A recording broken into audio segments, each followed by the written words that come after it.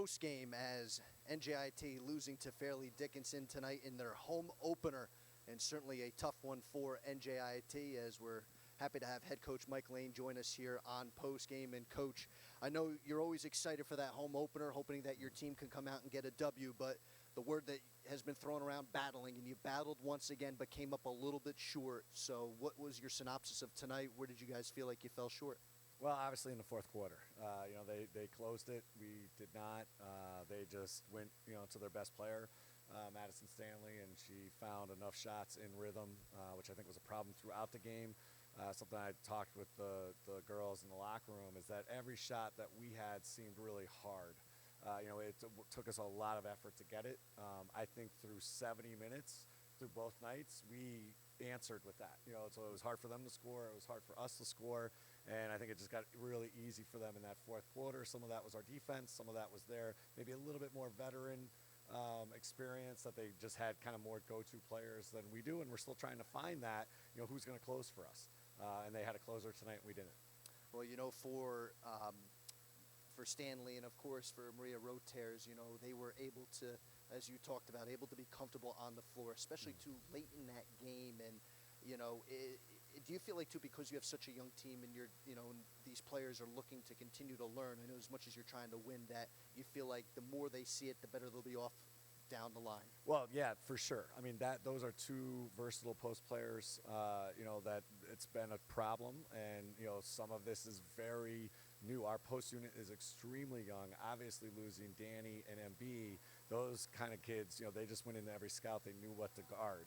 And these guys are getting all sorts of new stuff being thrown at them. And even our sophomores, even Maria and Danny are still learning that stuff. Kimmy's back on the floor for the first time in a long time. And we're asking her to do things defensively that I'm sure she's not comfortable with. She's not guarding out on the perimeter a whole lot at that size, but we need her to. And that's because a team like that who can bring your post out, which they did today, we just couldn't find an answer to guard it, and that's why we had to go small a little bit trying to guard it. And we just haven't, quite honestly, that's on me. We haven't practiced that a lot, so I'm throwing Grace and Aria to guard fours just in a game-like situation. And we'll work on that, obviously, over the next 2 weeks to clear that up through finals. But I think everything here is, everything's a lesson. You're just losing if you don't learn from it, and who wants to do that? No, I know. It's, you're looking for wins. There's going to be some time now between now and your next game here at home against Ryder. But I did want to ask you about Lizzie, because I know she was just bestowed upon a pretty cool honor. But you saw some things tonight that maybe that she can certainly be someone of great impact. I know last season Kenna Squire really came on the scene as a freshman. I know just 5 games is very early to tell, but are you starting to see some signs that maybe are a little similar to what Kenna did earlier in her career last season? Right. Well, the confidence right off the bat. She wants to play. She feels comfortable with the ball. I mean, nobody's ready to crown her anything, obviously, because it's early. People will scout her and whatnot, but I think that's what she's showing. She's showing a versatility. She's scoring on the block. She's scoring behind the arc. She's distributing the ball. She can drive. She can drive the ball. Like, that's what we want out of all of our players, and that's the development curve that everybody has to get on. So because she's already there, that's her skill set. She's able to make an immediate impact like Kenna, because they're coming in, this is their skill set, and they're just trying to find ways to do it. And we've seen Kiana, show flashes of that. She was driving the ball a couple times up there at UNH, and I thought she tried a couple of times today, but maybe a little bit too forced. And that's what we're just trying to develop, is that feel for the game. Like, when is it my time? When is it I gotta move the ball and let somebody else do something? I don't have it. And that's the youth part. But we're getting better every day in that. No, you certainly are getting better, and I know the first few games, your perimeter game has been strong, but I know FDU now, they've forced you inside a little bit, and they've been able to defend you now the past 2 days in that realm. Are your players now, you feel like, starting to get a sense that, look, it was good in our first few games, but now we got to continue to work on getting inside and develop a strong player inside? Yeah, I think the girls are frustrated, for certain. I think they were frustrated before we played this game, and again, we can feel good about 3 quarters. We battled, we were in the game. I didn't like the buckets we gave up early. Like I said, we gave up a lot of right drives. We gave up a lot of kind of simple plays to their strength.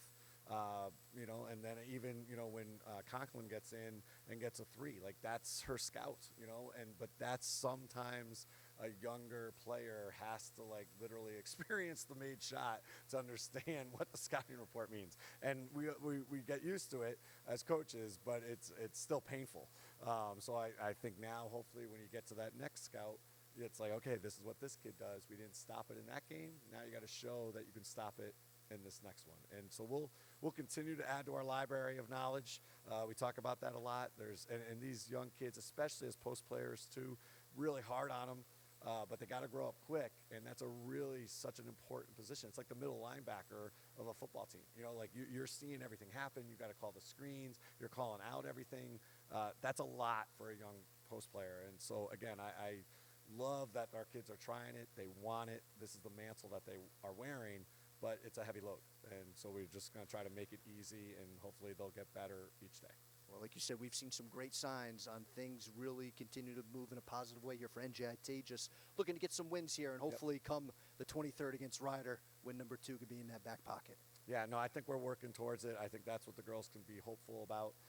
We're getting there. We just got to break through, and when it does, that basket's going to look big. And it's a little tight right now, but they'll get in.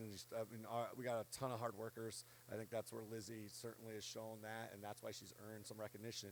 You get in the gym, you do the work, you'll see it out on the court on game time. Awesome, Coach. Well, as always, thanks so much for stopping by, and enjoy, I guess, a little time. I know just focusing on practice until the 23rd rolls around. No, I appreciate you being here, Mike. It's great to talk to you in Yes, person. thank you, yes. And we love that we were able to play a game, obviously. And this is an amazing semester that our student athletes have been able to get through, historic in not a good way. But I give it up to these kids that they're doing this, getting tested 3 times a week, and just not really having the college experience they probably thought they'd be having. But they're really happy to be playing these games. So we're just so thankful. We don't like the results, but we're really thankful to be able to play them. No better way to end this interview. That's head coach Mike Lane. I'm Mike Ventola, and as always, thanks for watching.